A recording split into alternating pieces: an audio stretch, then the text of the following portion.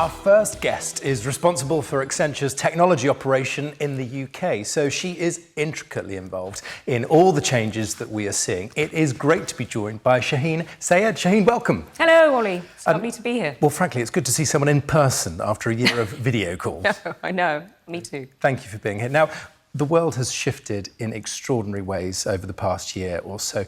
Give me a sense of some of the changes you've been seeing in terms of how technology is being applied. It's interesting, isn't it? Because for me, people are talking a lot about this is the age of change. The way I would define what I'm seeing in the market is the age of acceleration. I mean, I haven't seen this in my lifetime, Ollie, in terms of my career, and I've been with Accenture for 24 years doing this. And I was listening to Satya Nadella the other week as well, saying 2 years of digital transformation in 2 months, which I thought was fascinating, and it's very much resonating with what I'm seeing in the market. Really, really interesting. I think the thing that has struck me about this moment is how technology has really, I think, found its place in the world. Mm-hmm. It's come to the fore, and it absolutely now is at the heart of everything we're doing in terms of civic impact, you know, business impact, industry. Every single, I guess, dimension of life is being penetrated by... And across all sectors and across all sectors, across all sectors. When you mention acceleration, I also think that triggers a word in my mind of expectation around what we now expect. Yeah. I wonder to what extent those thoughts have changed as well. I mean, so I think there is an expectation from the market. Let's talk about the market and kind of industry and business first, that this idea of continued collaboration and very unusual suspects getting together to do big things is going to be the level set moment and is going to continue. If I think about just Thames Water as one of our recent clients, when the pandemic hit, we were able to take their contact centre, put it on the cloud, reroute all of the queries to home. I mean, things that we just never would have been able to do before, we were able to do with partners like AWS and Thames Water working together very, very closely. And do it quickly. And do it fast. I mean, we had weeks to do this stuff, weeks. And I guess, you know, necessity is the mother of all invention, right? Yeah. So we were really in a place where speed mattered. So that level of kind of collaboration and ecosystems and partnerships coming together, I think, is the kind of net future for everybody.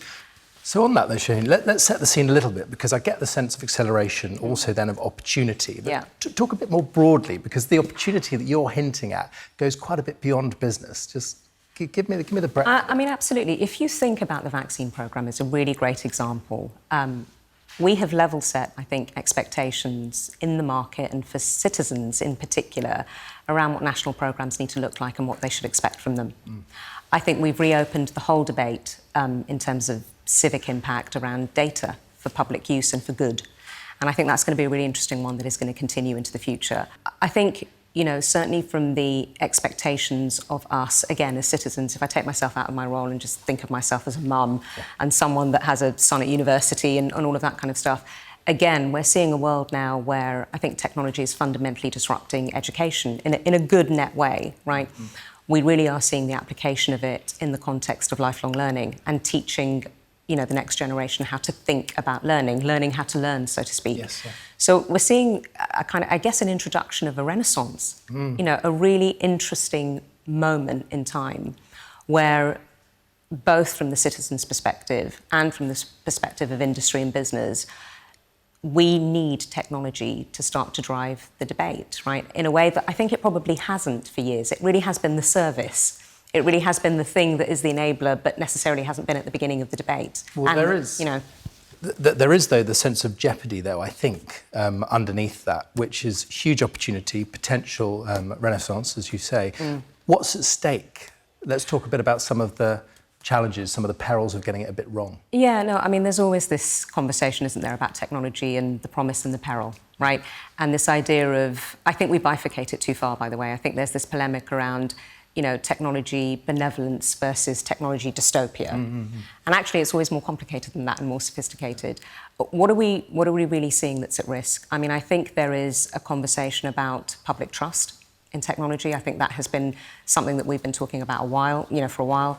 I think the renewed, again, as I talked about the anonymised data point, how data will be used is going to continue to be a big part of that conversation. And we need to be really thoughtful about that. We need to be really mindful about how that is being used. I think there is a really big conversation about being inclusive, right? We talk about the moment of kind of the move to home and working from home as though it's the universal experience. What we don't talk about is the people that didn't have that experience, that we couldn't all do it. Not everyone had a laptop and was working from home. Yeah. So this idea of the digital divide and digital disadvantage and access is really coming up as a big next conversation. I think we ignore that one at our peril. Yeah, and presumably though, Shaheen, you're having these conversations with clients, but let's be frank, you're also having these conversations internally as well, fundamentally working with individuals. Yeah, absolutely. And I think, again, if you talk about the idea of working from home, and versus working from the office, yes, there's a great moment in that, and we see that is going to be hugely beneficial to many people, because suddenly people had an existential experience, I think, during this period, and really rethought balance. Yeah. What is life about, and how does technology enable that balance? Really big point, and I'm sure we're going to talk more about that today. But the converse of it, interestingly, and especially I think for women in the workplace, is what happens when people do really start going back to the office and you're one of the people or the groups that is electing to do more from home. Mm-hmm. Decisions are being made in the office that are in-the-room decisions. What happens when you're not physically present? That is really up for debate in terms of the sophistication at the next level of conversation. Well, we're going to explore this a bit more, but I want to sort of zoom out even further, because one phrase that keeps coming up and coming back is building back better. But I just want to put it to you what we mean by that better word, and just in the fullest sense, what do you want to be better? Yeah. What are the clients you're talking to saying? It's a really interesting one. There's a Thomas Friedman quote that's out there at the moment where he's talking about technology, and he's saying technologists need to build floors, not walls. Mm. And if we think about social courage, and if we think about this moment as the moment of social change, and I actually think it is a fundamental moment and an inflection point, then we have got a mix of clients that are, we're talking to very closely about the skills agenda as a big area, right? You talk about levelling up.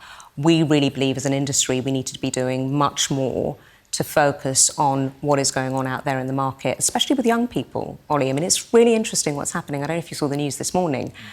16 to 24-year-olds are being really adversely affected by the unemployment rates. So the GDP numbers are telling us a great story about the economy, right? 2.3% up, I think, in April. But that's not what we're seeing with our younger generation. So the industry has got to be leaning into the reskilling agenda for this country. Yeah, and not just leaving it to the education. And not just leaving it to the education, at all. And I think we have a very big role to play in that. And I think our clients are talking about the role that they have to play in that. This transition between education and the workplace, and especially with technology skills and being technology proficient, has got to get focus. And we need more collaboration with institutions and universities and colleges and schools to be able to do that. The second thing I think is regionalisation. We talk again about where do we need to start building the tech hubs. It's been very London-centric. Yeah. We're starting to see that change with Birmingham being a big area of investment. But again, we need to speed up.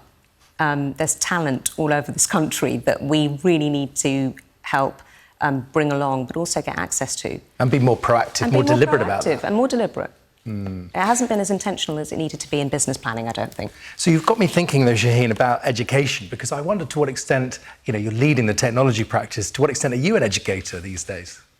I mean, I would say a really big part of my focus, and when I say a really big part, Ollie, I'm talking about more than 50% of my time right now is spent and dedicated on talent and evolution of talent and the next generation, and how to create technology curriculums that are absolutely attractive to all students, not just STEM students, because we need a real multidisciplinary set of people working in technology.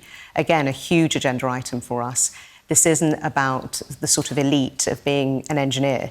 This is about crashing together lots of peoples from multidisciplinary backgrounds, including, what that means in the context of diversity, and bringing them together.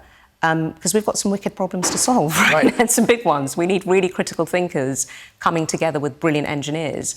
And there's an artistry in that. Yeah, but this is interesting because, you are in a leading technology role, but we've not heard jargon, you've not mentioned bits and bytes once, or cloud and so on, which is, I know, a fundamental part of the business. But that demystification sounds to me to be pretty central to what we're about to go through. It is, and, it's wonderful that you caught that. It's very intentional. The cloud agenda is a significant agenda. It's an enabling agenda. It's doing brilliant things. It's going to create speed. It's going to continue to create transformations in our clients and in society at large that no one could match without that technology being here. But that is not the end game. You know, the end game is actually the business outcome and the problems you're trying to solve, whether they are societal or whether they are specifically for industry. Yeah, facing the business. So let's go back to that bigger picture, but particularly to draw our attention to the leadership teams of companies around the world. What's the challenge today for modern leaders? And I know you're going to stay with us throughout our broadcast today, but what really does it boil down to? I think the end of the hero leader has come. I don't think there is any one leader that has got the answers in a and that is different to the world that I grew up in. You know, you grew up looking to the leader to lead the way and to be the visionary and to be the person that, you know, really understood every dimension of what was about to happen next. That's not possible in a world of this kind of exponential tech, apart from anything else. So I think that, you know, one of the first challenges for leaders really is how do you start to build an ecosystem around you that you are plugging into that is going to help you to come up with that set of answers or solutions. You can't do it on your own. And this idea that, you know, is quite unsettling, I think, right? I think there's quite a traditional view of what leadership means. But I think it's a really powerful moment for leaders to kind of get comfortable with this amount of uncertainty and start to see it as something that's exciting with all of the possibilities of meeting a cast of unusual suspects. Yes. And starting to bring them into your world, right? So I'm getting humility in that, but I'm also getting the sort of blend of confidence with curiosity, because you don't want to lead with confidence about something you know nothing about, so you have to remain open. Yeah, no, absolutely. None of us can keep up right now. You know, it doesn't matter how many podcasts I listen to or how much I'm reading, and I'm doing a lot of that, right? This lifelong learning thing is real for all of us, and you have to invest in that. But I don't expect either to be the expert anymore in a way that I was probably raised to be. Yes. And certainly in technology, there is no concept of that, I don't think, anymore, right? You have teams of people that are going to have to come together always to get to the end game. And so, you know, you're right, there probably has been hubris in the past about the fact that as a leader, you were just expected to know. I think that's a brilliant thing. I think it takes huge pressure off people, actually, in the end, right? What freedom to think. Freedom to think, freedom to explore, to go on the quest, to have some joy.